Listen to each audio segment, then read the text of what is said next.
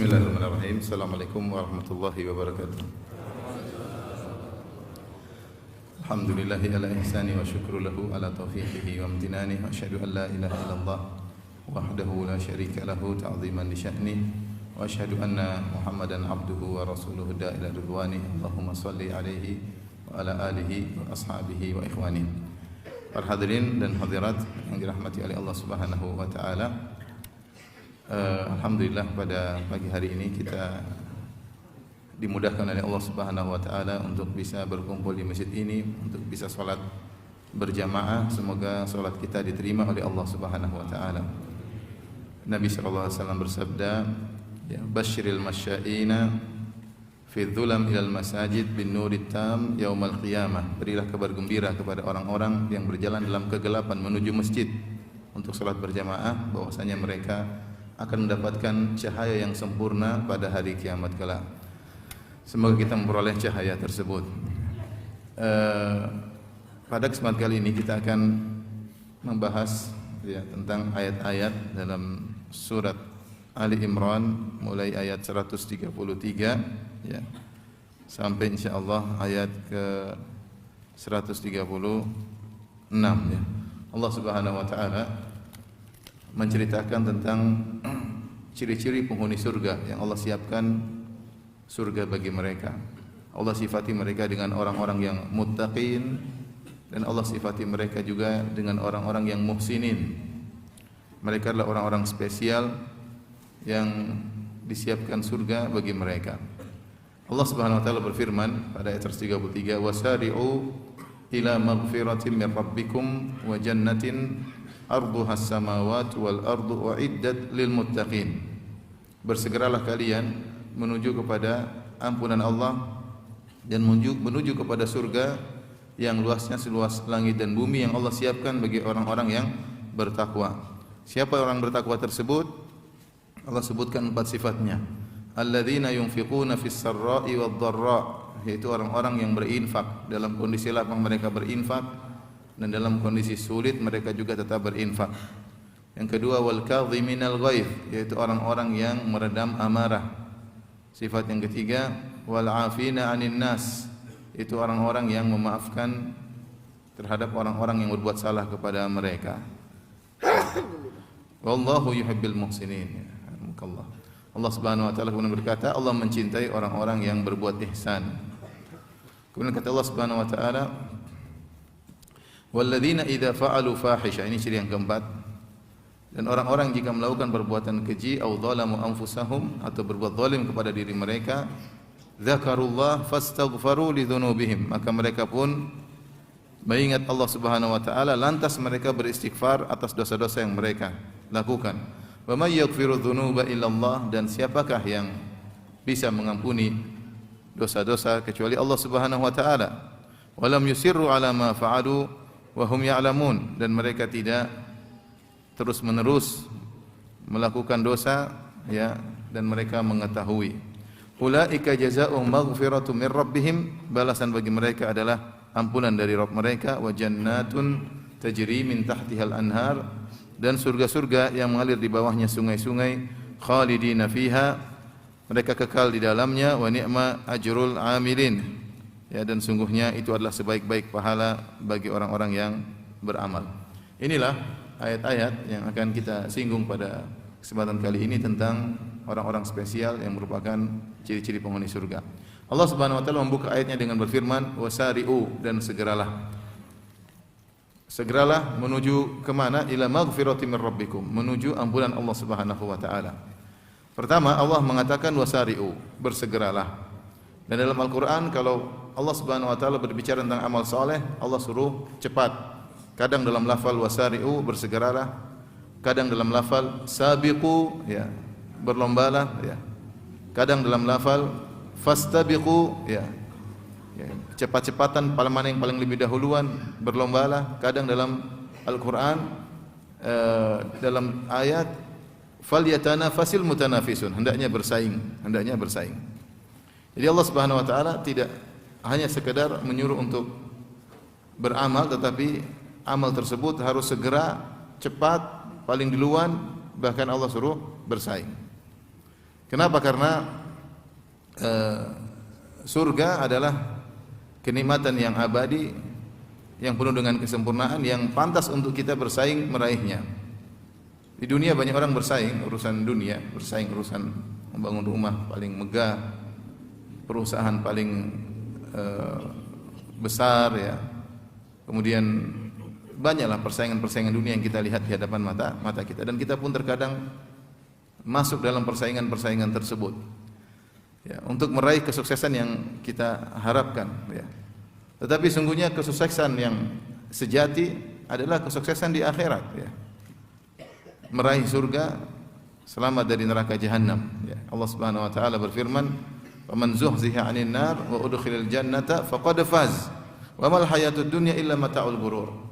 Siapa yang selamat dari neraka jahanam, wa udkhilal jannata, dan masuk dalam surga, faqad faz, dialah yang sukses, dialah yang benar, dialah yang menang, dia yang sukses. Wa mal hayatud dunya illa mata'ul ghurur, dan tidaklah kehidupan dunia kecuali hanyalah kesenangan yang menipu. Maka kalau orang bersaing dalam urusan dunia, maka jadikanlah persaingan kita dalam masalah akhirat. Kita cepat dalam masalah akhirat. Jangan menunda-nunda ketika berbicara tentang masalah akhirat. Waktu kita sedikit, umur kita terbatas. Ya, persaingan tersebut ada waktunya.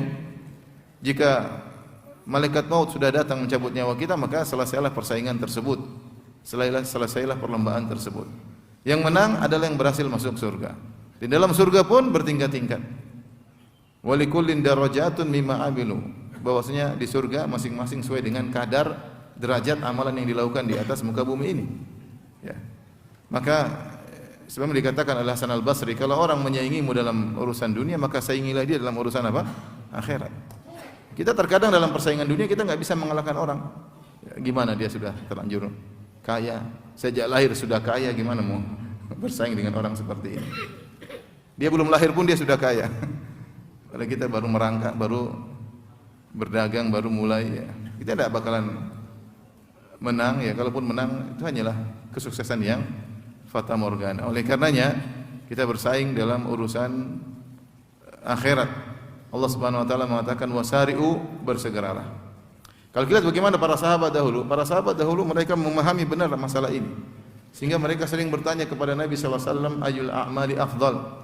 Ya Rasulullah, amalan apa yang paling afdal? Karena mereka sadar bahwasanya umur mereka terbatas, waktu mereka terbatas, kemampuan mereka juga terbatas. Mereka bertanya, Rasulullah, amal apa yang paling afdal? Dalam riwayat yang lain mereka bertanya, ya Rasulullah, ayu amalin ahabbu ila Allah? Ya Rasulullah, amalan apa yang paling dicintai oleh Allah Subhanahu wa taala? Mereka memperhatikan skala prioritas karena kesadaran mereka akan keterbatasan yang mereka miliki.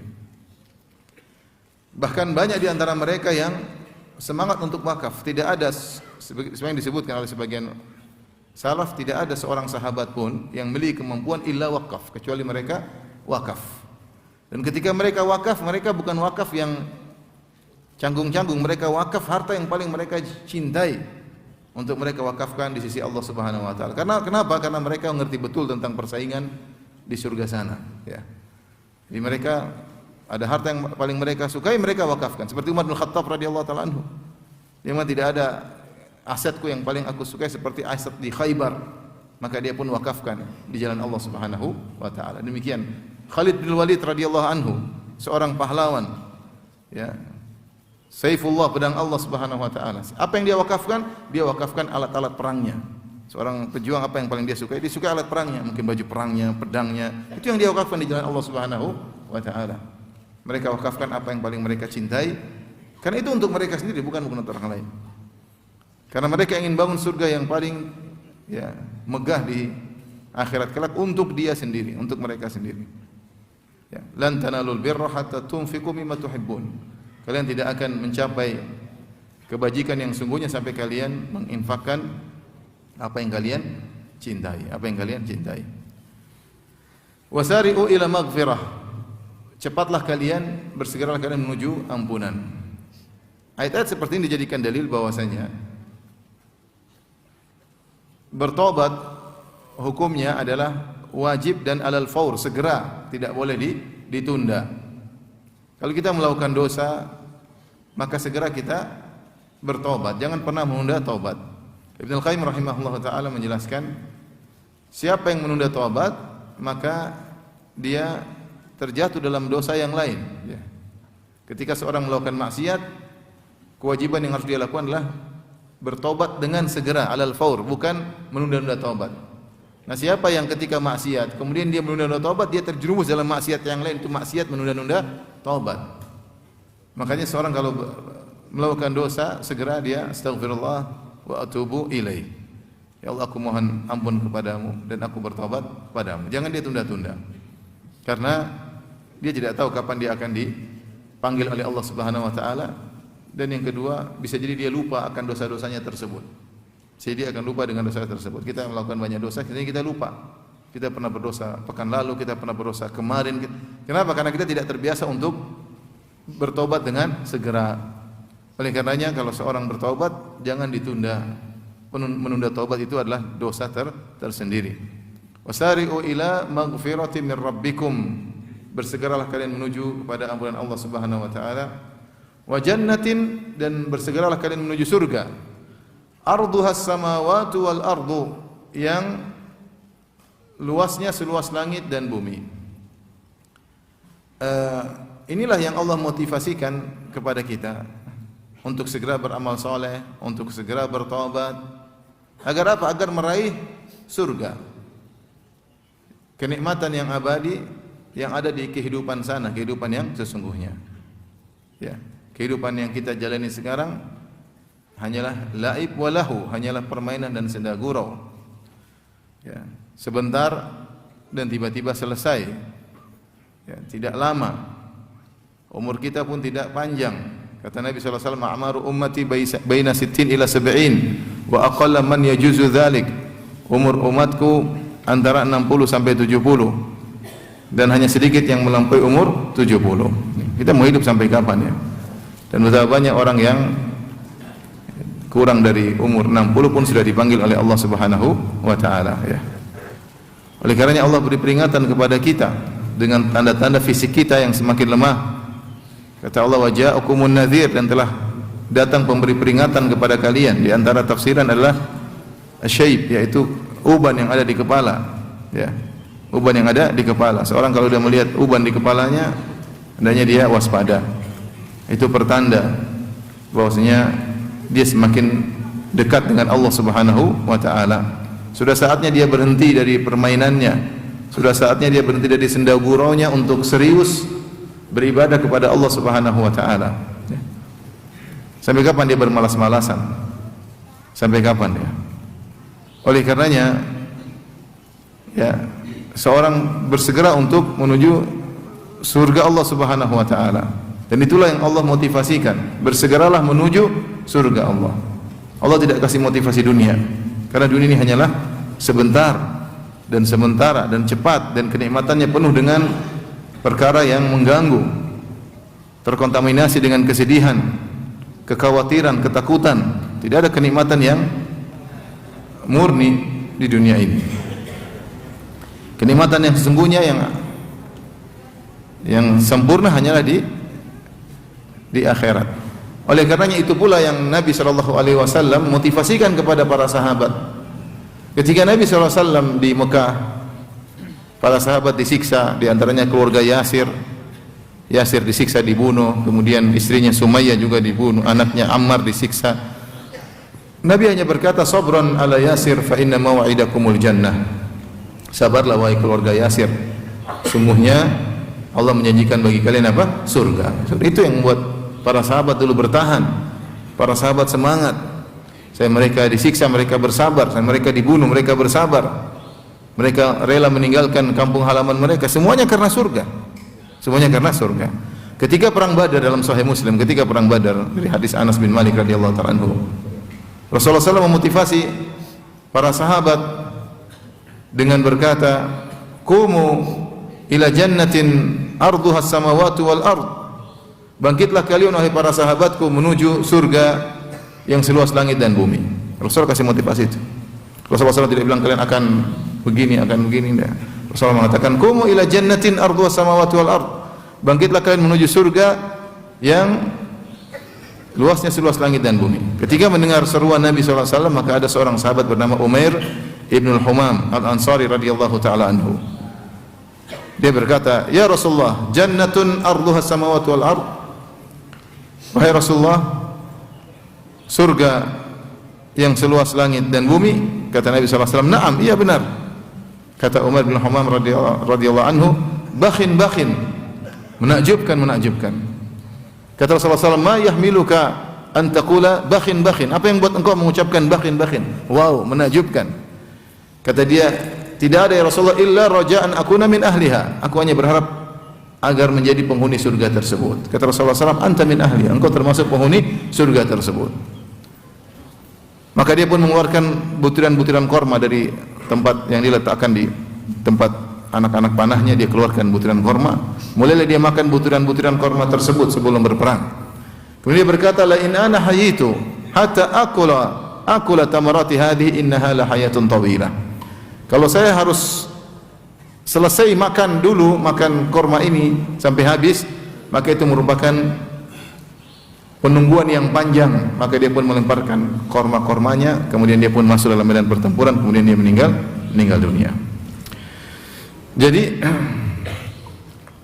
kita ya berusaha ya, jangan terlalaikan dengan kesibukan dunia kita ini untuk selalu mengingat dengan surga. Ya, karena itulah kenikmatan yang sungguhnya yang Allah janjikan bagi orang-orang yang bertakwa. Allah berfirman tentang surga, "Arduhas samawati wal ard." Ard dalam bahasa Arab artinya lebar. Kalau bahasa Arab panjang artinya tul. Dan kita tahu namanya luas sesuatu adalah panjang kali lebar ya. Atau panjang kali panjang ya. Panjang kali lebar kan? Panjang kali lebar. Tul wa ard, panjang kali lebar. Tetapi yang menakjubkan di sini Allah tidak menyebut tentang panjangnya surga. Allah mengatakan arduha. Sungguhnya sudah biar apa? Saya enggak minum apa. Konsentrasi aja, konsentrasi. Arduha samawati wal ard, yang lebarnya selebar langit dan bumi ya. Arduha di sini Allah sebutkan lebarnya ya. Maka para ulama membahas kenapa Allah tidak mengatakan luasnya. Kalau bahasa Arab luasnya si'ah. Allah tidak mengatakan si'atuhas samawati wal ard, luasnya seluas langit dan bumi. Allah juga tidak mengatakan tuluhas samawati wal ard, panjangnya sepanjang langit dan bumi. Tapi Allah mengatakan lebarnya. Ini dibahas oleh para ulama dalam buku tafsir. Ada yang mengatakan kenapa Allah hanya menyebutkan lebar? Karena surga itu lebar dan panjangnya sama saja. Ini pendapat ya. Ya seakan-akan bujur sangkar ya. Ini pendapat. Ada yang mengatakan bahwasanya ya, karena surga terlalu luas ya. Sehingga Allah hanya menyebutkan lebarnya. Ini seperti firman Allah Subhanahu wa taala dalam surat Ar-Rahman, kata Allah, "Muttaqiina 'ala furushin batainuha min istabaraq." Kata Allah Subhanahu wa taala, para penghuni surga nanti akan bertelekan di atas furus, di atas semacam kasur, batainuha, yang bagian bawahnya terbuat dari kain sutra. Allah tidak sebutkan bagian atasnya. Allah sebutkan bagian apa? Bawahnya. Nah, kita bagian bawah, bukan kita tidur bukan bagian bawah kasur, kita tidur bagian apa? Atas kasur. Supaya kamu bayangkan, bagian bawahnya saja dari sutra yang lembut, bagaimana lagi bagian atasnya? Tapi bagian atasnya Allah tidak sebut. Allah mengatakan mereka akan bersandar di sebuah kasur, batainuha, yang bagian bawahnya terbuat dari apa? Kain sutra. Kita kan nggak tidur kasur di atas kita ya. Kita tidur kasur baru kita istirahat. Tapi ternyata kasur di bawahnya indah. Nah, kalau kasur itu bagian bawahnya saja indah, bagaimana bagian atasnya? Tapi Allah nggak perlu sebut. Ini sebenarnya membawakan pada makna demikian. Mereka mengatakan Allah berfirman lebarnya seperti langit dan bumi. Apa itu baru lebarnya? Langit dan bumi luas sekali. Luas sekali. Ya, luas sekali. Bagaimana lagi dengan panjangnya? Bagaimana lagi dengan panjangnya? Ya. Oleh karenanya surga itu sangat luas ya. Ini di antara tafsiran yang disebut oleh para ulama. Dan benar, oleh karenanya ketika Rasulullah SAW menyebutkan tentang penghuni surga yang paling rendah tingkatannya, bagaimana kekuasaannya? Kata Rasulullah SAW satu hadis, ketika ada seorang terakhir keluar dari neraka jahanam, dia keluar dari neraka jahanam, kemudian dia keluar selamat dari neraka, kemudian dia muji Allah, alhamdulilladzi najjani minki. Segala puji bagi Allah yang telah menyelamatkan aku dari engkau wahai neraka jahanam. Laqad a'tani, sungguhnya Allah telah berikan aku kenikmatan dengan kenikmatan yang tidak pernah Allah berikan kepada orang lain. Dia merasa adalah orang yang paling bahagia, padahal dia yang paling terakhir keluar dari neraka. Dia merasa dia yang paling bahagia. Kenapa? Karena selamat dari neraka jahanam. Baru disiksa kemudian keluar sampai dia tertatih-tatih. Kemudian dia keluar. Kemudian Allah mengatakan kepada dia, "Idhhab fadkhulil jannah." Pergilah engkau dan masuklah dalam surga. Kemudian dia pun semangat menuju surga. Baru sampai di pelataran surga dia mendengar suara hiruk pikuk. Dibayangkan yukhayyalu ilaihi annaha mal'a, maka dibayangkan kepada dia surga sudah penuh. Maka dia balik dengan sedih, dia berkata, "Rabbi wajadtuha mal'a." Ya Allah, kau dapati surga sudah penuh, mau kapling sudah habis. Dia lupa bahwasanya surga lebarnya selebar langit dan bumi. Maka Allah berkata lagi, "Idhhab fadkhulil jannah." Pergilah kau masuk surga. Semangat lagi dia menuju surga, dia dapati dibayangkan kepada dia surga sudah penuh. Dia mengatakan, "Rabbi wajadtuha mal'a." Ya Rabbku, aku dapati surga sudah penuh. Sampai akhirnya ketiga kali Allah mengatakan, "Ama tarda anna laka an takuna laka jannah?" Apa kau ridha kau dapat surga ya ka ardin wa ashrat amsalha, yang seluasnya seluas bumi dan 10 kali lipatnya. Kata dia, "Ya Rabbi, atahza bi wa anta rabbul alamin." Kata dia, "Rabb, oh ngejek saya ya Allah. Masa saya dapat surga seluas 10 kali lipat apa? Dunia. Annalaka dunya wa asyrata amsalha." Kau ridha kau punya surga luasnya 10 kali lipat dunia. Kata Allah Subhanahu wa taala, "Aku tidak mengejekmu. Walakinni ala ma asya'u qadir." Tapi aku kalau ingin sesuatu, aku mampu untuk mewujudkannya. Kata Rasulullah SAW setelah menyampaikan hadis ini, kata Rasulullah SAW, "Dzalika adna ahlil jannati manzilah." Inilah orang yang paling rendah kedudukannya di surga. Dia orang paling rendah di surga, ternyata surganya seluas 10 kali lipat apa? Dunia. Ini menunjukkan bahwasanya surga itu sangat-sangat luas. Sangat-sangat luas ya. Langit aja luasnya seperti apa kita tidak tahu sampai sekarang. Mana pangkalnya, mana ujungnya kita nggak tahu, hanya melihat satu sisi. Yang di depan kita, mata kita tidak bisa melihat ujung dan pangkalnya. Pandangan kita terbatas. Ternyata surga seluas langit dan bumi. Ya. Dan sangat luas ya. Bahkan orang paling rendah di surga mendapatkan surga seluas 10 kali lipat dunia. Orang itu bahagia atau tidak? Masih bahagia. 10 kali lipat dunia dengan berbagai macam kenikmatan di dalamnya. Kekuasaan yang sangat luas ya. Kalau saya tanya sama antum, siapa yang mau jadi orang? Ada yang mau? Mau ya? Mau ya? Paling rendah loh di surga. Jadi ini menunjukkan surga seluas langit dan bumi ya. Maka siapa tidak termotivasi untuk ya meraih surga? Kata Allah Subhanahu wa taala, "Jannatin arduha as-samawati wal ard uiddat lil muttaqin." Yang Allah siapkan surga tersebut bagi orang-orang yang bertakwa. Allah sudah siapkan. Sudah ada surga tersebut. Dan ini akidah Ahlussunnah wal Jamaah, bahwasanya surga sudah ada. Sudah Allah siapkan. Sudah Allah siapkan. Tinggal masuk. Beda dengan kalau Allah mengatakan akan aku bangunkan ya, surga belum ada. Ini surga sudah ada, tinggal dimasuki. Kalau ada misalnya bos mengatakan kepada anak buahnya, "Kamu kerja yang baik, nanti saya bangunkan bagi kamu rumah yang indah." Bos satunya mengatakan lain lagi, "Kamu kerja yang baik, saya sudah bangunkan rumah yang indah buat kamu." Ini kuncinya kalau kamu kerja yang baik. Mana lebih semangat, mau dibangunkan apa rumahnya sudah ada? Sudah ada. Surga sudah ada ya. Bagaimananya tidak pernah kita lihat ya. Uiddatil muttaqin, Allah siapkan surga tersebut bagi orang-orang yang bertakwa, orang yang bertakwa. Setelah itu Allah sebutkan ciri-ciri orang bertakwa tersebut. Siapa orang bertakwa tersebut yang Allah siapkan surga baginya? Kata Allah Subhanahu wa taala, "Alladzina yunfiquna fis sarra'i wad dharra." Itu orang-orang yang berinfak dalam kondisi lapang maupun dalam kondisi sulit. As-sarra itu dalam kesenangan dia berinfak. Ad-dharra dalam kondisi lapang dia berinfak. Artinya dia selalu berinfak. Mereka ini selalu berinfak. Dalam kondisi lapang tentunya infaknya banyak, dalam kondisi sulit otomatis infaknya sedikit, tapi tetap berinfak. Makanya Nabi SAW mengatakan, ittaqun nara walau bisyakki tamrah. Jagalah diri kalian dari neraka jahanam meskipun hanya berinfak sepenggal korma, bukan satu korma, sepenggal korma. Kalau bisa kalian berinfak, infak. Ini maksudnya bukan Nabi ajarin untuk pelit dalam infak, enggak. Tapi maksudnya kalau kamu tidak punya apa-apa, punya harta cuma sepenggal korma, berinfaklah setengahnya. Kalau memang tidak bisa kecuali hanya sepenggal korma. Lihatlah bagaimana Aisyah radhiyallahu taala anha ketika didatangi oleh seorang wanita yang kelaparan bawa dua putrinya, maka dia pun mengetuk pintu Aisyah dan minta makan. Aisyah radhiyallahu anha mencari-cari makanan, dia tidak dapatkan kecuali hanya sebutir korma. Dalam sebagian riwayat 3 butir korma. Bayangkan rumah Aisyah radhiyallahu taala anha, itu rumahnya siapa? Rumahnya Nabi sallallahu alaihi wasallam. Rumah orang yang paling dicintai oleh Allah Subhanahu wa taala. Rumah orang yang surga tidak akan terbuka kecuali yang mengetuknya Rasulullah sallallahu alaihi wasallam. Ternyata di rumahnya tidak ada kecuali cuma 3 butir korma. Dalam sebagian riwayat 1 butir korma. Ya.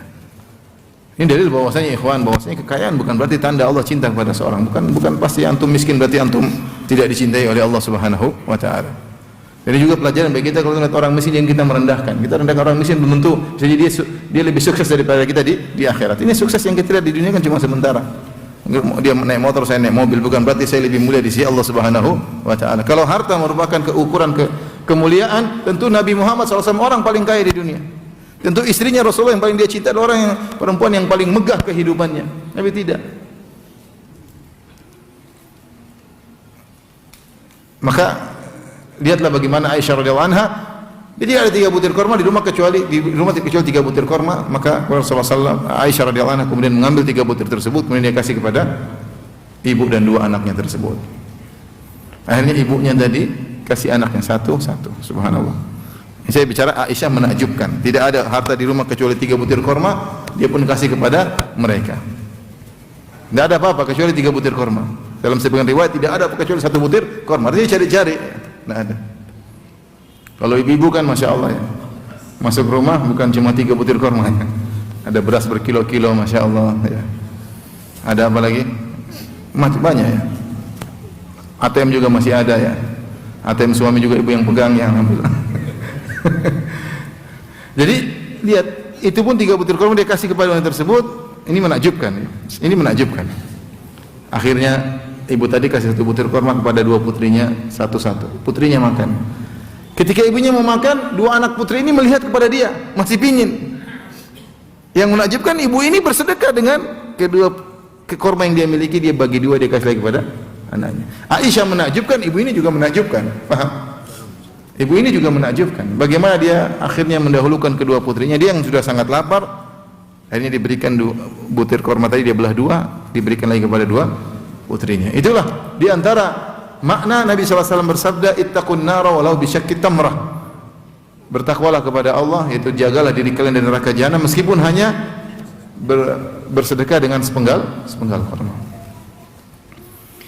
Makanya Allah mengatakan alladzina yunfiquna fis sarra, dalam kondisi lapang mereka berinfak. Kita berinfak buat siapa sih? Buat kita, bukan buat orang lain. Kita berinfak buat kita. Kata wa ma tuqaddimu li anfusikum, apa yang kalian lakukan untuk diri kalian, bukan untuk orang lain. Wa may yashkur fa inna ma yashkuru li nafsi, siapa yang bersyukur, dia bersyukur untuk dirinya sendiri. In ahsantum ahsantum li anfusikum, kalau kalian berbuat kebaikan untuk diri kalian, bukan untuk Allah, bukan untuk orang lain. Ahsantum li anfusikum, kalian berbuat baik untuk diri kalian. Man ihtada fa inna ma yahtadi li nafsi, barang siapa dapat hidayah untuk dirinya, bukan untuk orang lain. Saya renungkan makna ini. In ahsantum ahsantum li anfusikum, kalau kalian berbuat baik untuk diri kalian. Kalau kita kasih sedekah sama orang miskin, buat siapa sih? Sebenarnya buat kita, bukan buat dia. Taruhlah kita kasih bantuan 10 juta misalnya pada orang miskin, buat siapa sih? Benar dia dapat manfaat, tapi sebentar aja. 10 juta tadi habis. Tapi yang penting, yang sungguhnya adalah untuk kita sendiri. 10 juta ini kalau kita ingatkan ikhlas karena Allah Subhanahu wa taala, akan menjadi kenikmatan abadi di akhirat. Allah akan beri ganjaran 10 juta atau berapapun yang kita infakkan, akan menjadi kenikmatan abadi bagi seorang yang berinfak dengannya di akhirat. Jadi sebenarnya buat siapa? Buat kita sendiri. Seandainya tidak ada orang miskin ini, kita nggak bisa berinfak. Seharusnya kita malah berterima kasih sama dia. Kenapa? Karena dengan ada dia, ada kesempatan bagi kita untuk berinfak, ada kesempatan bagi kita untuk berbuat baik kepada orang lain. Kalau semua orang kaya, orang tidak butuh, kita buat baik sama siapa? Nanti pada hari kiamat kelak, menjelang hari kiamat akan terjadi kekayaan yang luar biasa, sampai seorang berinfak nggak ada yang mau terima. Nanti, bukan sekarang. Orang berinfak nggak ada yang terima, semua orang kaya, mau diapain? Ada yang mengatakan di zaman Imam Mahdi semua kekayaan terbuka. Berinfak nggak didapat, siapa yang mau terima? Nggak ada, semua orang sudah kaya. Semua orang sudah kaya. Oleh karenanya, in ahsantum ahsantum li anfusikum. Kalian berbuat baik untuk diri kalian sendiri. Apa? Sebenarnya kita berinfak, sebenarnya kita seakan-akan punya tabungan di surga. Ya. Kita sekarang kan semangat kalau ada tabungan duit, masukkan ke tabungan, semangat karena untuk aset dunia. Jangan lupa kita punya aset di akhirat. Kalau tabungan di dunia masih mengalami banyak hal, bisa terjadi inflasi, ya, bisa jadi macam-macam. Kalau di akhirat selesai, kita taruh di akhirat, selamat. Dan akan dikembangkan, diperbanyak oleh Allah dengan sebanyak-banyaknya. Man dzal ladzi yuqridullaha qardan hasana. Ya, siapa yang memberi utangan kepada Allah, Allah akan yudhaif lahu, Allah akan ya adha'afan katsira. Fa yudhaif lahu adha'afan katsira, maka Allah akan berikan ganjaran berlimpah ruah, banyak, menjadi berlipat ganda. Ya, dan itu akan dirasakan di akhirat kelak. Jadi, ikhwan dan akhwat yang rahmati Allah Subhanahu wa taala, ini di antara ciri orang yang bertakwa yang dijamin surga kepada mereka, cirinya senantiasa berinfak. Senantiasa berinfak, dan ini perlu latihan. Perlu latihan. Jiwa ini diciptakan memang asal dasarnya suka dengan harta, ya. Wa tuhibbunal mala hubban jamma, dan kalian mencintai harta dengan cinta yang banyak, cinta yang besar. Wa innahu li hubbil khairi lasyadid, sungguhnya manusia itu sangat cinta kepada harta. Apalagi harta tersebut dia sudah cari dengan susah payah, kemudian dia merelakan sebagian, berat bagi dia, ya, berat bagi dia. Makanya Allah mengatakan, berinfaklah mimma razaqnakum, dari sebagian yang kami berikan kepada. Allah tidak suruh infakkan semua, karena memang sifat manusia seperti itu. Siapa yang mampu menginfakkan seluruh harta? Dia tahu harta itu dari Allah, disuruh infakkan, Allah cuma suruh apa? Sebagian. Oleh karena kita tahu jiwa kita sangat suka dengan harta. Ini sifat manusiawi, suka dengan kekayaan, dengan kemewahan, dengan kesenangan suka. Maka kita harus melawannya untuk kita berinfak. Ya. Kita harus melawan, latih diri kita. Keluarkan harta sedikit demi sedikit, perlu latihan. Nanti sampai pada saatnya seorang mencapai tingkatan mudah bagi dia mengeluarkan apa? Harta. Mudah bagi dia mengeluarkan apa? Harta. Tapi itu perlu latihan dan perjalanan. Ya, kita punya harta ini buat apa sih? Yang penting alhamdulillah kita udah punya rumah, udah punya istri, udah punya anak, udah punya kendaraan, alhamdulillah. Ya sudah, harta berlebihan mau ngapain? Kalau kita meninggal selesai, kita nggak bisa apa-apa buat kita. Ya. Tapi kalau kita infakkan di jalan Allah, ya, maka selesai. Ya. Ada sebuah kisah sekedar seorang, intinya dia dipesanin sama keluarganya, tolong belikan anggur kalau tidak salah. Kemudian dia belikan anggur, ya. Kemudian intinya dia terlambat datang ke rumah, dia suruh orang kirim anggur tersebut ke rumahnya, ya. Dengan harapan mereka akan makan bareng-bareng. Kemudian ketika dia pulang terlambat, ternyata anggur atau makanan yang dikirim tadi sudah habis. Orang rumah lupa sama dia. Orang rumah lupa sama dia. Kemudian dia tersadarkan, saya masih hidup saja, saya dilupakan oleh orang rumah. Gimana kalau saya sudah meninggal dunia? Maka dia pun kemudian fokus untuk berinfak di jalan Allah Subhanahu wa taala. Ya.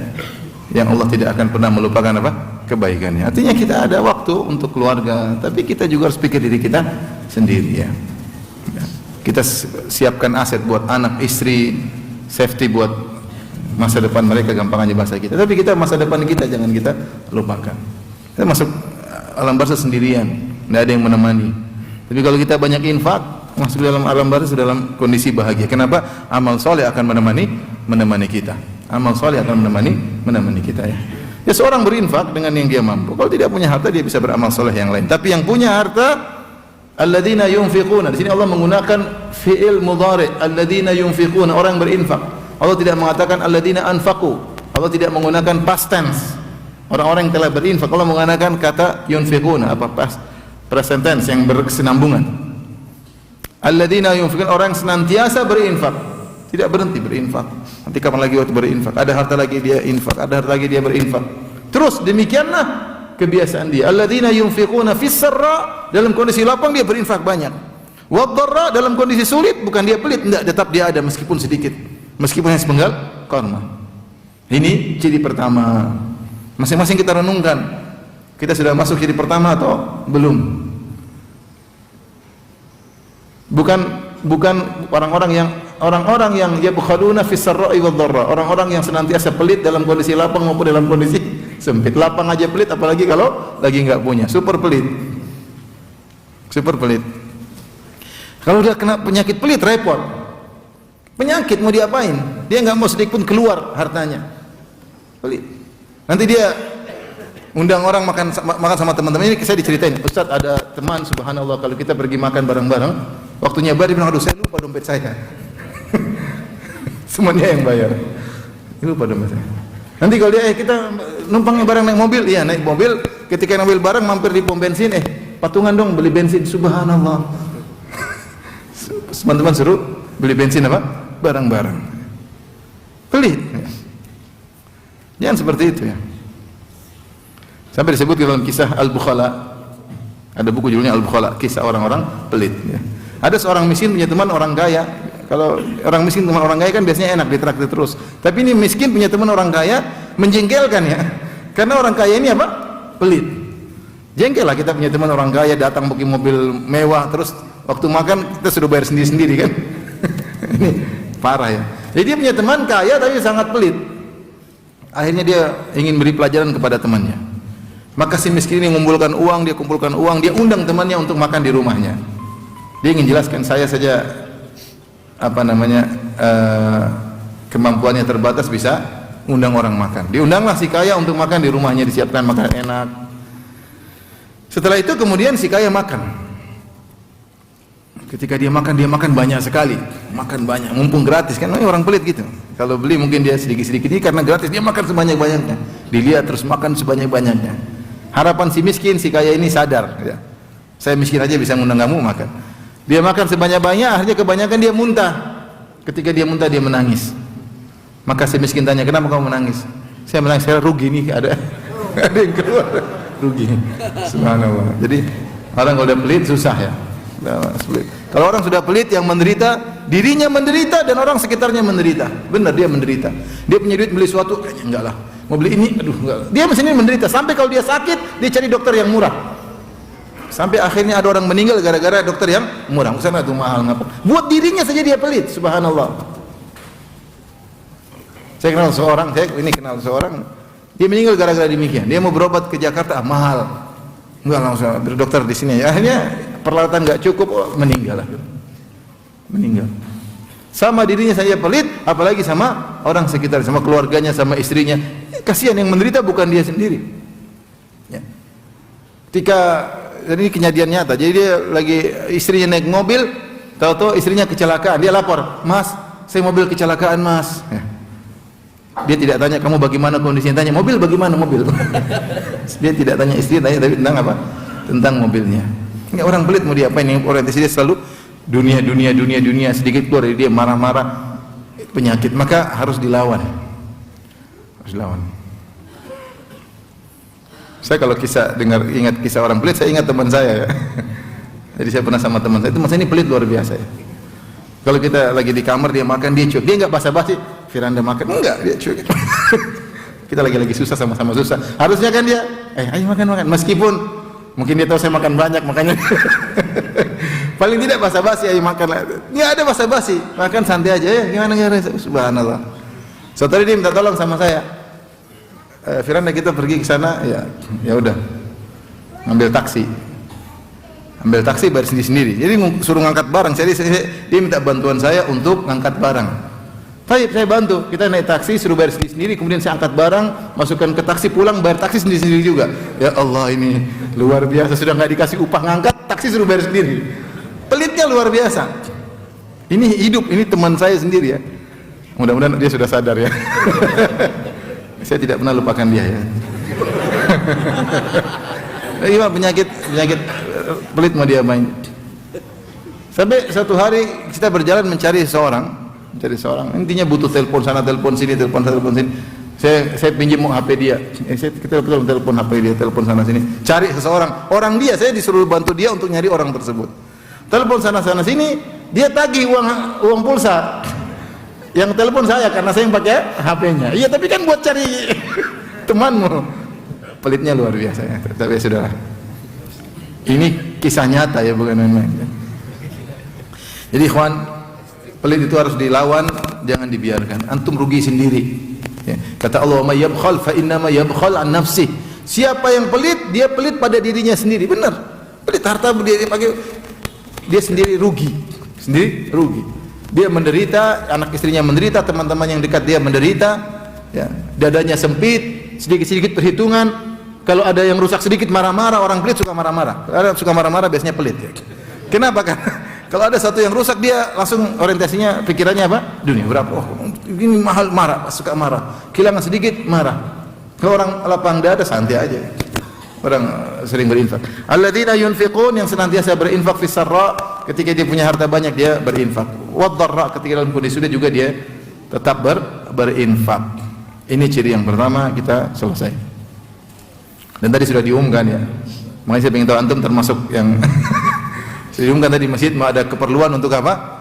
Untuk pembangunan ya, maka ya buktikanlah di hadapan Allah bahwasanya kita termasuk ciri-ciri orang yang tersebut ya.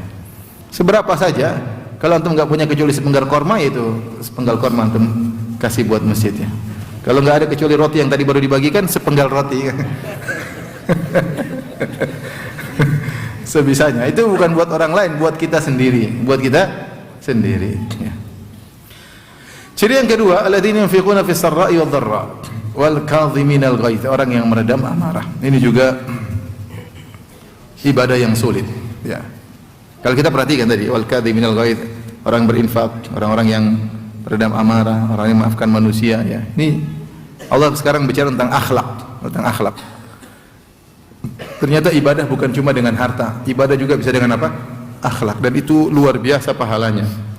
Kita terkadang nggak mikir bahwasanya meredam amarah, maafkan orang itu ibadah.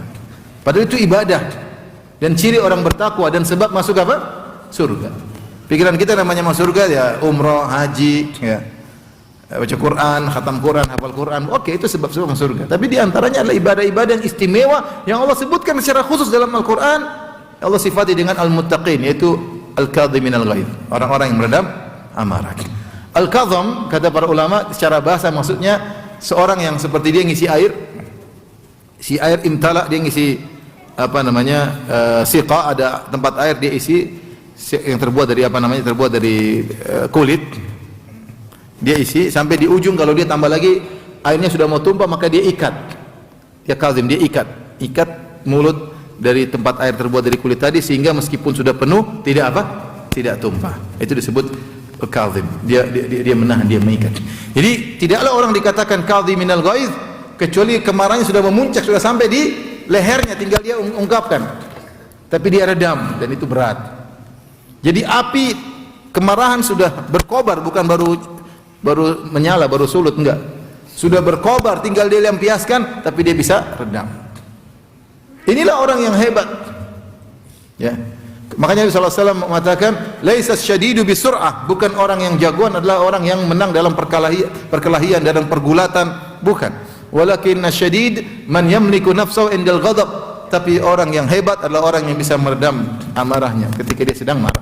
Dia bisa mengatur, mengontrol jiwanya ketika sedang marah. Benar, sebab kemarahan sudah ada, mungkin mukanya sudah merah, tapi dia redakan sudah. Kenapa? Dia ingat akhirat. Dia bisa redamkan. Dia tidak bisa redam kecuali ingat akhirat.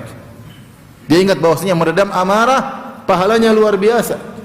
Ketika ada seorang datang kepada Nabi SAW, ya Rasulullah, ausini, berilah wasiat kepadaku.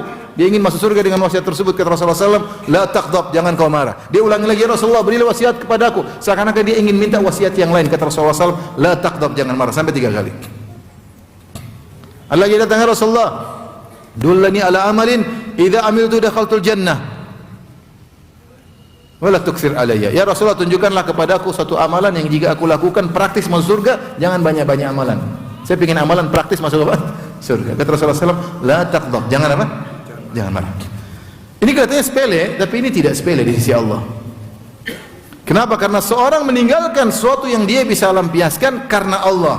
Karena Allah ini bernilai di sisi Allah. Bukan karena dia lagi memarah, tahu-tahu dia redam. Kenapa? Karena ternyata musuhnya tersebut punya backingan, akhirnya dia tidak jadi marah karena dia takut. Bukan itu. Tapi dia mampu untuk melampiaskan kemarahan, dia mampu untuk ngomel, dia mampu untuk memecat, dia mampu untuk, tapi enggak. Mau gampar, mau apa? Enggak. Dia tahan dirinya. Seperti tadi, air sudah diisi, sudah penuh, mau tumpah sebentar lagi dia ujungnya dia ikat, sudah enggak jadi apa? Tumpah. Sebentar lagi luber. Dia ikat. Itu namanya al-kadhibun al-ghaiz. Kita mungkin tidak senantiasa mengalami kondisi tersebut. Namun ada saat-saat kita mengalami kondisi seperti ini. Sudah di puncak kemarahan. Tinggal kita keluarin, dia semprot sebentar lagi. Tapi kita tahan karena Allah sudah sabar, redakan. Allah ingat hal ini dan Allah catat sebagai tanda-tanda ketakwaan. Kita marah tapi tidak selamanya seperti ini kondisinya. Ya, sudah sampai mencapai puncak, kita bisa tahan, itu luar biasa. Ciri-ciri penghuni surga. Makanya dalam hadis kata Rasulullah SAW, man kadzama ghaidhahu wa huwa yaqdiru ala an yunafidhahu da'ahu Allahu yaumal qiyamah ala rusul khalaiq hatta yukhayyirahu min ayyil huri sya'a. Siapa yang meredam amarahnya padahal dia mampu untuk melampiaskannya, ya. Dia meredam, padahal dia mampu untuk melampiaskannya, maka Allah akan panggil dia pada hari kiamat di hadapan banyak orang. Allah akan tenarkan dia, Allah akan sohorkan dia. Allah panggil, "Hai fulan." Di hari kiamat kelak semua orang melihat siapa si fulan tersebut. Ini orang dulu meredam apa? Amarah. Da'ahu Allahu yaumal qiyamah, Allah panggil dia ala ru'usil khalaiq, di hadapan manusia. Sampai Allah suruh dia milih bidadari mana yang dia sukai. Suruh pilih bidadari yang dia sukai. Amalnya sederhana, secara kelihatan sederhana, tapi tidak sederhana di sisi Allah, yaitu meredam apa? Amarah. Makanya kalau ada orang buat antum marah, antum sabar. Kalau istri antum buat antum marah, antum sabar. Kok enggak marah mas? Rasulullah bersabda, ya, siapa yang meredam amarah dan dia mampu melampiaskannya, maka Allah akan nyuruh dia milih bidadari mana yang dia sukai. Ya, sabar, tenang. Gitu. Kok tiba-tiba hilang mas? Jelasin. Qala Rasulullah sallallahu alaihi wasallam. Jadi ini butuh penghayatan, ya. Tapi ini pahalanya besar, ya. Jadi dia meredam amarah sehingga tidak nampak amarah tersebut meskipun dengan kata-kata. Redam karena Allah sudah selesai. Udah. Karena Allah saya tinggal semua, jangan marah. Ya. Ini ibadah yang luar biasa. Ini ciri yang kedua, al-kadhiminal ghaiz. Yang membuat kita marah banyak. Kita ada orang SMS kita bisa bikin marah. Ada orang komentar bisa bikin kita marah. Pulang ke rumah lihat kondisi bisa bikin kita marah. Banyak berpuas. Karena dunia ini begitu, tidak ada yang memuaskan. Kalau memuaskannya pun hanya sedikit dan terkontaminasi dengan kesedihan dan kekhawatiran. Itulah dunia.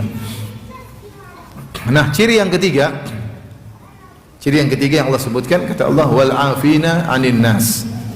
Orang-orang yang memaafkan orang lain yang berbuat zalim kepadanya. Ini lebih sulit lagi. Ya. Ini lebih sulit lagi. Ada orang yang meredam amarah tapi dia jengkelnya tidak hilang tapi dia redam. Kalau ini enggak, dia sudah tidak marah dan dia sudah apa? Memaafkan. Dia berlapang dada. Ini lebih sulit lagi. Lebih sulit lagi. Makanya Allah sebutkan wal afina 'anil nas. Sama Allah menggunakan semuanya, Allah menggunakan wazan isim fa'il. Al-kadhimin itu wazan isim fa'il. Kalau kita belajar bahasa Arab, al-kadhimin itu fa'ilin. Kemudian wal afina, demikian wazannya fa'ilin, isim fa'il. Dan isim fa'il maknanya mirip dengan fi'il mudhari', yaitu present tense yang menunjukkan apa? Kesinambungan. Senantiasa suka memaafkan orang lain. Ini ibadah sangat sulit dan tidak setiap saat bisa kita lakukan. Kenapa? Karena ibadah ini hanya bisa dilakukan kalau ada orang menzalimi kita, baru bisa kita kerjakan. Kapan kita memaafkan orang? Kalau kita dizalimi sama orang tersebut. Kalau tidak ada yang menzalimi, ngapain kita maafkan? Enggak nih, saya maafkan kamu. Apa kesalahan saya dimaafkan saya? Tapi maafkan itu baru bisa kita praktekkan kalau ada orang zalimi kita. Entah menzalimi harta kita, entah menzalimi tubuh kita, entah menzalimi harga diri kita. Mungkin dia pernah pukul kita, mungkin dia pernah gambar kita, mungkin dia pernah ambil harta kita, dia pernah nipu kita, mungkin dia pernah menjatuhkan harga diri kita. Saat itulah kita terzalimi. Jadi terzalimi dari tiga sisi, mungkin diri kita, mukul kita atau apain kita, menzalimi dari sisi harta kita kita dibohongin, diambil, dipalak sama orang. Yang ketiga, dizalimi dari sisi harga diri, dikata-katain, dituduh yang tidak-tidak, dihina, dan semuanya menyakitkan. Semuanya menyakitkan, dan terkadang lebih menyakitkan kalau kita dizalimi dari sisi harga diri kita daripada tubuh kita. Makanya seorang penyair berkata, jarahatul lisani, ya, jarahatus sinani, lahal ti'amu, ya, wala yaltaimu ma jarahal lisanu. Luka akibat sayatan pedang masih bisa diobati, tapi luka akibat sayatan lisan sulit diobati, ya, sulit diobati. Orang mukul kita, ya mungkin kita kasih obat sembuh. Juga orang menyakiti kita dengan lisannya, dia ngatain kita yang enggak, dia tuduh yang tidak-tidak, itu terkadang berat. Apalagi orang tersebut orang yang mulia. Makanya para ulama menyebutkan, lihatlah Nabi sallallahu alaihi wasallam ketika disakiti dengan lisan, lebih berat bagi Nabi daripada disakiti dengan apa? Fisik. Rasulullah SAW orang yang mulia, dari nasab yang termulia ketika itu. Yang sebelumnya orang-orang memanggil Nabi dengan Al-Amin, orang yang terpercaya. Kemudian setelah itu berubah, dikatakan pendusta, dikatakan dukun, dikatakan orang gila. Itu lebih berat bagi Nabi SAW daripada gangguan apa? Fisik. Jadi gangguan fisik. Oleh karenanya, ketika kita dizalimi dengan kezaliman apapun, kita ingat ayat ini, wal afina anin nas, maafkanlah orang-orang, ya. Di antara cara membuat kita untuk bisa memaafkan orang lain, kita yakin bahwasanya kalau kita memaafkan orang, kita dimaafkan oleh Allah. Al jaza' min jinsil amal, balasan sesuai dengan perbuatan.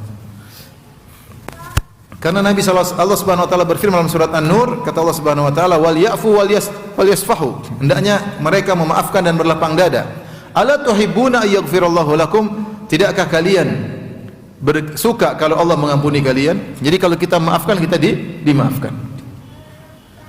Kita sadar dosa kita banyak, ikhwan. Kita dosa omongan, dosa penglihatan, dosa pendengaran, dosa kita banyak. Nah, kalau ada orang zalimi kita, kesempatan bagi kita untuk diampuni oleh Allah. Caranya gimana? Maafkan dia. Maafkan dia, sudah. Mungkin orang terdekat kita, mungkin orang tua kita zalimi kita, mungkin kakak kita zalimi kita, mungkin adik kita, mungkin istri kita, mungkin suami kita, mungkin tetangga kita, sudahlah, maafkan. Mungkin orang-orang bodoh yang menjelek-jelekan kita, menghina kita, mungkin orang-orang bodoh yang menzalimi kita, udah kita maafkan. Karena kalau kita maafkan, kita akan diampuni oleh Allah Subhanahu wa taala. Kita mungkin sudah astagfirullah, tapi istighfar kita enggak serius. Mungkin kita sudah sholat tobat, tapi tobat kita enggak serius. Allah punya cara agar kita benar-benar diampuni. Caranya gimana? Kita dizalimi orang, kemudian kita maafkan dia. Selesai. Ini paling mudah agar kita mudah memaafkan orang lain. Agar kita dimaafkan oleh Allah, kita sangat butuh dengan ampunan. Yang bikin kita masalah di dunia pun di akhirat dosa. Yang bikin kita masalah di dunia di akhirat adalah apa? Dosa. Dosa itu punya dampak. Yang kita masalah di rumah tangga, masalah dalam dakwah kita, masalah dalam perusahaan kita, semua karena dosa yang kita lakukan. Ini baru dunia. Belum masalah kalau kita dapatkan di alam barzakh. Masalah kenapa? Karena dosa-dosa kita. Belum di akhirat kelak. Di antara sarana agar dosa-dosa kita diampuni adalah dengan kita memaafkan orang lain.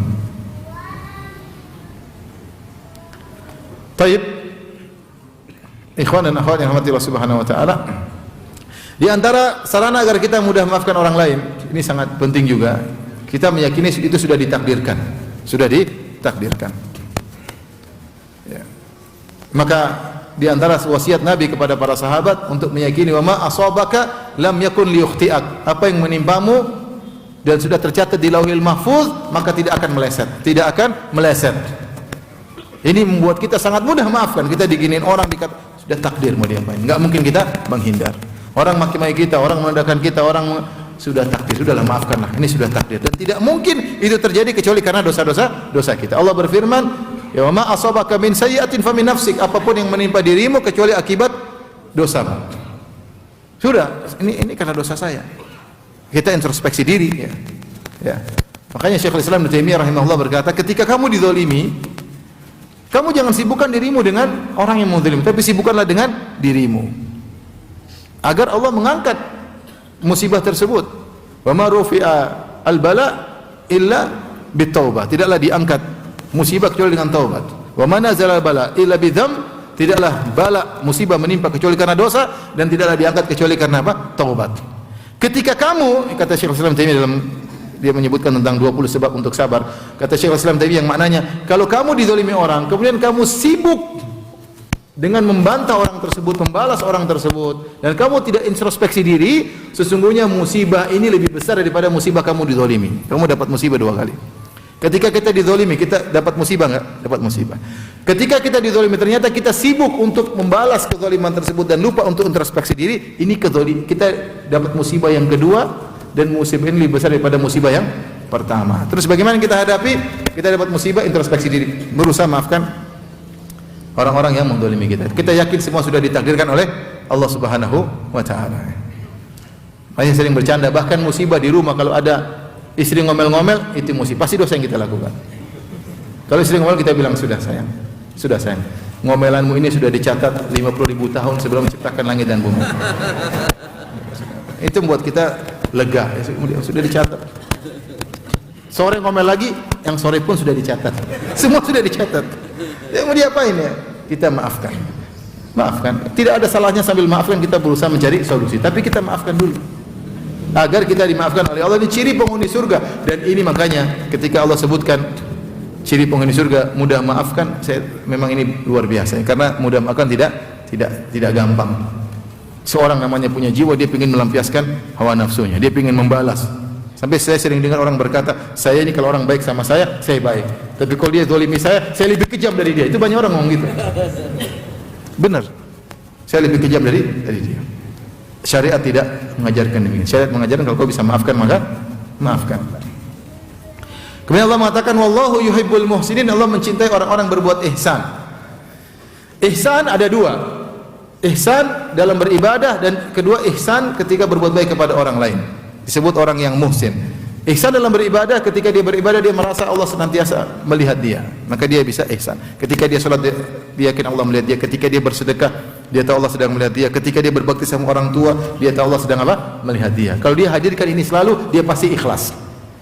Kenapa? Karena selalu perhatian dia, Allah sedang melihat saya, Allah sedang melihat saya. Dia tidak perlu dengan komentar orang lain, dia tidak perlu dengan komentar netizen. Bagi dia yang penting Allah sudah melihat dia. Ya, bukan sebagian orang yang selalu memperhatikan komentar netizen. Yang kebahagiaannya tergantung komentar apa? Netizen.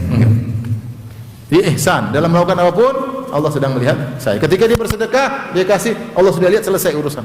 Tidak perlu didokumentasi, tidak perlu di-upload, tidak perlu di-share, dia enggak peduli. Kasih, Allah sudah lihat, selesai urusan. Itu namanya ihsan. Dalam beribadah, dalam salat, dia yakin Allah sedang melihatnya. Dalam baca Quran sendirian, enggak peduli, yang penting Allah telah lihat saya. Dia baca buku agama di pojokan rumahnya, orang penting Allah lihat saya, selesai. Ihsan yang kedua, berbuat baik kepada orang lain. Allah mensifati orang-orang ini yang berinfak dalam kondisi lapang, dalam kondisi susah, yang meredam amarah dan yang memaafkan orang lain. Allah sebut mereka dengan muhsinin, orang-orang yang berbuat ihsan. Karena benar tidak mungkin kita bisa melakukan ini, selalu maafkan, kecuali seorang yang muhsin. Tidak mungkin. Yang dia tahu Allah lihat saya. Tidak perlu kemudian dia maafkan, kemudian dia share, saya berdada lapang, jadi akhirnya ria. Tidak usah. Kecuali memang diperlukan, dia sampaikan. Tapi kalau enggak, ya tidak usah. Ya, dia sampaikan kepada orang tersebut, saya sudah maafkan kamu. Ya. Jadi dia selalu merasa Allah melihat dan memperhatikan dia. Ya. Setelah itu ciri keempat yang menakjubkan. Ternyata ciri-ciri penghuni surga bukan berarti tidak boleh berdosa. Boleh berdosa. Dan pasti berdosa, tapi harus minta ampun segera. Siapa sih di antara kita yang tidak pernah berbuat salah? Siapa sih di antara kita yang tidak pernah melakukan kemaksiatan? Siapa sih di antara kita yang tidak pernah melihat yang haram, tidak pernah mendengar yang haram, tidak pernah berghibah, tidak pernah, ya, siapa di antara kita? Enggak ada. Makanya Allah Subhanahu wa taala sebutkan di antara ciri-ciri penghuni surga yang keempat, walladzina idza fa'alu fahisha aw dzalamu anfusahum. Orang-orang melakukan perbuatan keji. Fahisha itu perbuatan keji, dosa besar. Seperti zina dan yang lainnya. Bahwa orang berzina tidak mungkin masuk surga, mungkin dengan syarat bertobat. Aw dzalamu anfusahum, atau mereka berbuat zalim pada diri mereka, zakarullah, mereka pun ingat Allah, ingat kekuasaan Allah, ingat kemurkaan Allah, ingat maha ampunan Allah, ya. Mereka ingat Allah, malu kepada Allah. Allah sudah berikan nikmat begitu banyak, digunakan untuk maksiat, malu. Maka ketika dia melakukan maksiat, dzakarullah, dia pun ingat Allah. Seperti Nabi Yusuf alaihissalam, ketika dirayu oleh seorang wanita Imratul Aziz yang konon namanya Zulaikha, dia mengatakan apa? Ya, Innahu Rabbi ahsana mathwaya, innahu la yuflihul zalimun. Bagaimana saya mau berzina dengan engkau wahai Zulaikha? Innahu Rabbi ahsana mathwaya, sungguhnya Rabbku berbuat baik kepadaku. Di antara tafsiran, dua tafsiran. Makna Rabbku maksudnya suamimu baik sama saya, bagaimana saya berkhianat. Dalam tafsir yang lain, Allah telah berbuat baik kepada saya, bagaimana saya bermaksiat kepada Allah. Di antara cara agar kita segera bertobat atau tidak bermaksiat, ingat kebaikan Allah. Allah sudah kasih kita kebaikan, Allah kasih kita hidayah, Allah kasih kita bisa melihat, bisa mendengar, kemudian kita gunakan untuk maksiat. Kita ingat Allah begitu baik, terus saya membangkang dia. Maka ketika dia bermaksiat, dia ingat Allah. Dzakarullah fastaghfiru dzunubihim. Kemudian wa may yaghfiru dzunuba illa Allah. Allah mengatakan, siapa yang bisa mengampuni kecuali apa? Allah. Dan ini kata-kata yang indah. Allah tidak mengatakan tidak ada yang mengampuni kecuali Allah. Allah tidak mengatakan ma yaghfiru illa Allah. Tidak ada yang mengampuni kecuali Allah, tapi Allah mengatakan wa man yaghfiru dzunuba. Perkataan tanya, siapa sih yang mengampuni kecuali siapa? Allah. Ini lebih ablak, lebih kuat. Siapa sih yang mengampuni kecuali siapa? Allah. Ya, sudah minta ampun sama Allah. Walam yusirru ala ma fa'alu, dan mereka tidak terus-menerus melakukan dosa yang mereka lakukan. Ya. Wahum ya'lamun, dan mereka mengetahui akan hal tersebut. Ulaika jazaa'uhum maghfiratun min rabbihim wa jannatun tajri min tahtihal anharu khalidina fiha wa ni'ma ajrul amilin. Inilah orang-orang yang mereka akan dapat ampunan Allah Subhanahu wa taala. Mereka diampuni, bukan cuma diampuni, bahkan mereka dapat ganjaran surga yang mengalir di bawahnya sungai-sungai. Ya, mereka kekal di dalamnya. Jadi kekal di dalamnya. Khalidina fiha wa ni'ma ajrul amilin. Ini sebaik-baik balasan bagi orang-orang yang beramal saleh. Demikian saja ikhwan dan akhwat yang dirahmati Allah Subhanahu wa taala. Semoga Allah Subhanahu wa taala menjadikan kita para penghuni surga. Semoga Allah menjadikan kita orang-orang yang mudah mengampuni, memaafkan orang lain, yang mudah meredam amarah. Jauhkanlah kita dari sifat pelit, dan sehingga kita bisa senantiasa berinfak dalam kondisi lapang maupun dalam kondisi sulit. Taib. Ada yang bertanya, saya persilahkan. Apakah memaafkan itu kita diharuskan untuk bisa akrab dengan orang yang pernah mendolimi kita? Apakah jika kita sudah tidak bisa akrab lagi berarti kita belum memaafkan? Ya, seperti Nabi SAW tidak mau melihat Wahsy lagi padahal Nabi sudah memaafkan. Tidak kewajiban kalau kita sudah maafkan kita harus seperti dulu lagi. Kalau bisa oke, tapi itu bukan harus. Ya, itu bukan apa? Keharusan. Ya, karena manusia tidak bisa menguasai apa? Hatinya. Ya. Nabi SAW ketika memaafkan Wahsy sudah masih Islam, Rasulullah SAW mengatakan, in istata'ta alla turyani wajhak faf'al. Kalau kau mampu tidak menampakkan wajahmu, maka lakukanlah. Wallahu a'lam bishawab. Itu bukan berarti Nabi tidak, karena Nabi memang tidak pernah berinteraksi dengan Wahsy sebelumnya. Tetapi Nabi kemungkinan tidak ingin mengingat, bukan marah kepada Wahsy, bukan. Nabi tidak ingin ingat apa pamannya. Karena kalau Nabi lihat Wahsy, Nabi pasti ingat siapa? Hamzah, dan Nabi sangat cinta sama Hamzah. Jadi Nabi menghilangkan sebab-sebab yang menimbulkan kesedihan. Sehingga Rasulullah SAW mengatakan, kalau bisa kau tidak menampakkan wajahmu depanku, lakukanlah. Nabi juga manusia ya. Tapi kalau dia ingin ketemu Nabi, silakan. Nabi sebelumnya tidak punya hubungan apa? Yang khusus dengan siapa? Wahsy. Tapi kalau kita lihat yang lainnya, bagaimana orang-orang ingin membunuh Nabi, Nabi jadi baik sama mereka luar biasa. Ya. Tapi Wahsy ini ada kisah khusus. Kenapa dia membunuh seorang yang sangat dicintai oleh siapa? Nabi. Dan kalau Nabi lihat dia, pasti Nabi ingat siapa? Hamzah. Makanya Nabi ingin tidak ada sebab kesedihan. Allah alam. Tapi kalau kita makan orang, tidak harus, karena yang mendolimi kita tidak mesti orang dekat. Yang ngata-ngatain kita, menuduh kita, merendahkan kita, menghina kita, belum tentu orang dekat. Kalau orang dekat, kita nggak harus dekat sama dia. Maafkan, selesai. Orang bodoh, sudah, mau diapain? Mereka bodoh, nggak ngerti saudara kita. Mereka terkena syubhat, mereka termakan isu. Terus mau diapain? Daripada kita jengkel-jengkel, mereka juga tidak berubah, mending kita maafkan. Memang kalau kita jengkel-jengkel kemudian dia jadi baik, kan enggak. Mungkin kita marah, kita jengkel, dia semakin tambah parah. Ya sudahlah, mending kita maafkan, kita tenteram, hati nyaman. Orang kalau maafkan, dia nyaman di dunia sebelum nyaman di akhirat.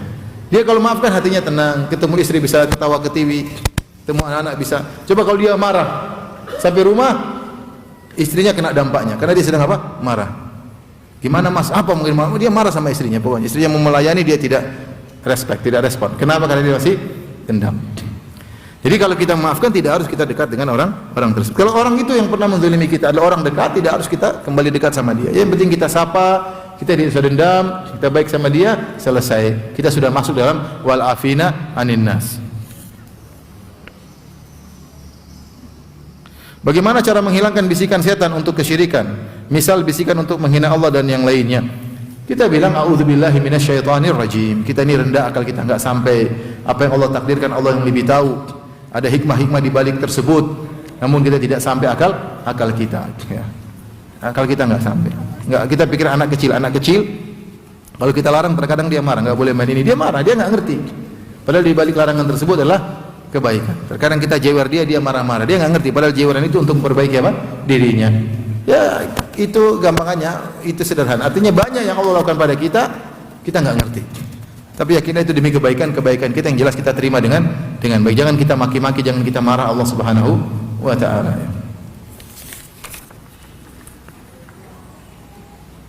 Ada berapa bidadari yang menemani kita nanti di surga? Yang penting masuk surga dulu.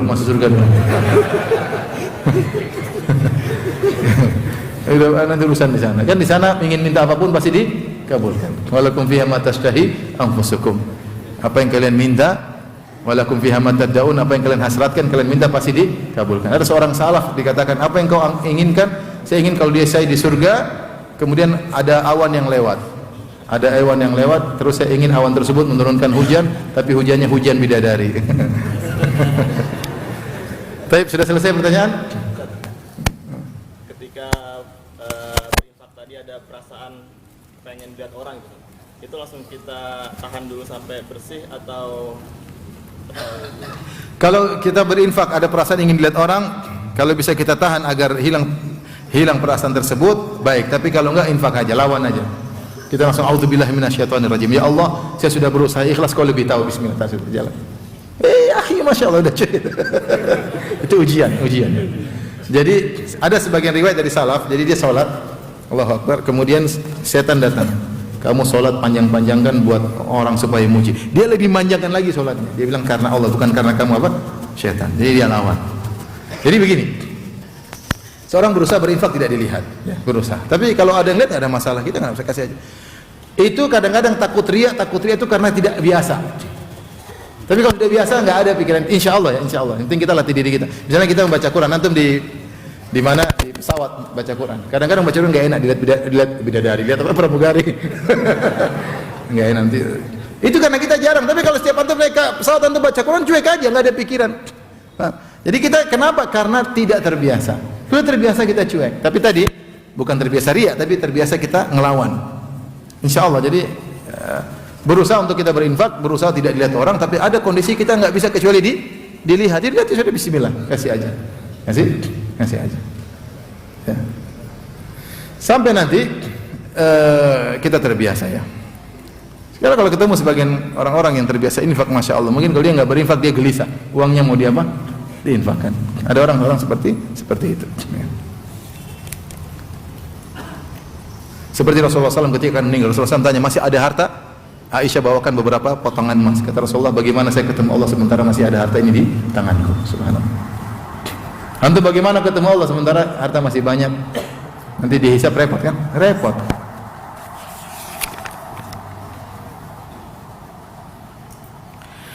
Keponakan saya mendolimi saya dan memutuskan silaturahmi sepihak.